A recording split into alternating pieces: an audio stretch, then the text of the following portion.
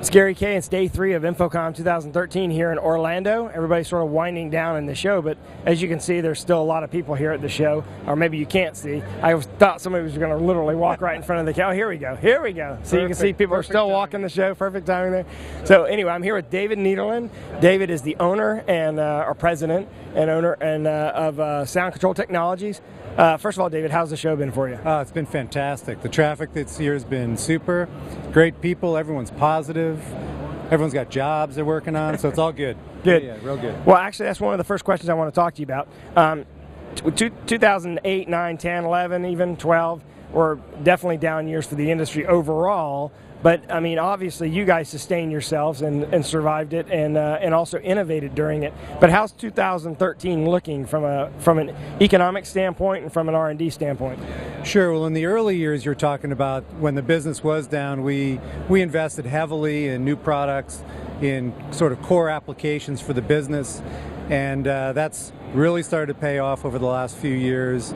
And 2013 is looking to be a very strong year.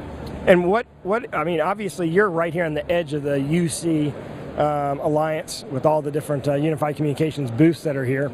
I mean, everybody who's involved in video conferencing, and obviously you sort of cater to that market because you have some unique solutions that allow you to for example, the remote cam products allow you to remotely locate the camera from the codec. Exactly. In a video conferencing system.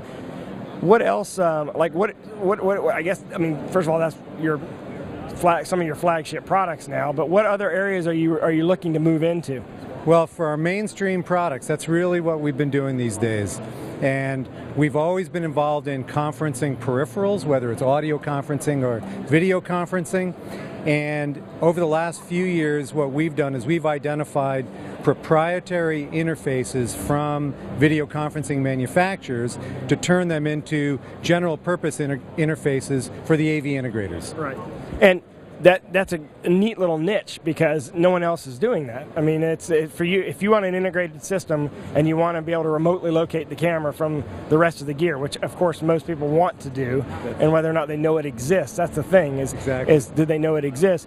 Then you're really the place to go. And you also have partnerships. I mean, to be able to do what you're doing, obviously you have to partner with these companies because you've got to get their interface connectivity. You've also got to make sure that the performance characteristics are maintained. That must be a complicated process.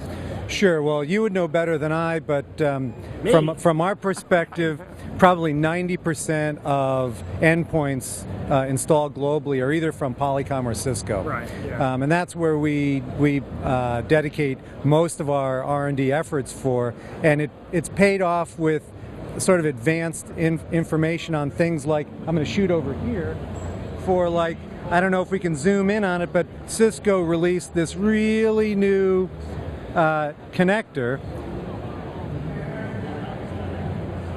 which has HDMI video, power, and control, and it's the size of your thumb. So by working with them, we're able to then connectorize that into an electronics platform that lets the integrators install their cameras in a conference room, which is where we've always been. Do you see the movement that we see in video conferencing? I mean, 10 years ago, video conferencing was a hot thing, but it didn't totally work correctly. And I apologize, people are walking in front of us, but that's what happens when you only have a two-man crew. Exactly.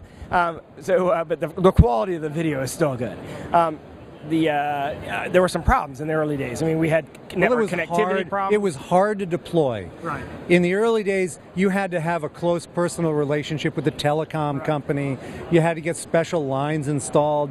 Today, you can install a beautiful room and hook it up to the internet. Right. And do connectivity globally without any special services. Right. So it's really a fantastic platform now. And globally, it's like been the biggest moving market segment in AV.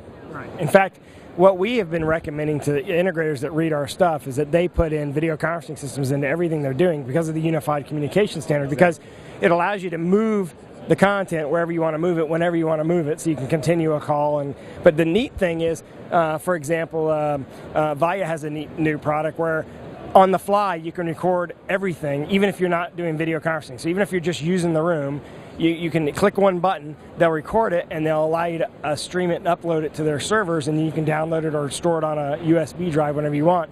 Those types of applications are going to increase the adoption of video conferencing overall, don't you think? Exactly, yeah. I mean, the back-end services side, and people are talking about now USB deployments, and it's just the more audio and video that gets deployed, the more flexibility people have. It's all great. It's all good for our industry, and it's going to do nothing but help us grow. So Sound Control Technologies has built their entire business based on sort of that solving problems and providing glue products that solve video conferencing installation issues. And if you want to find more information, you can go to www.soundcontrol.net.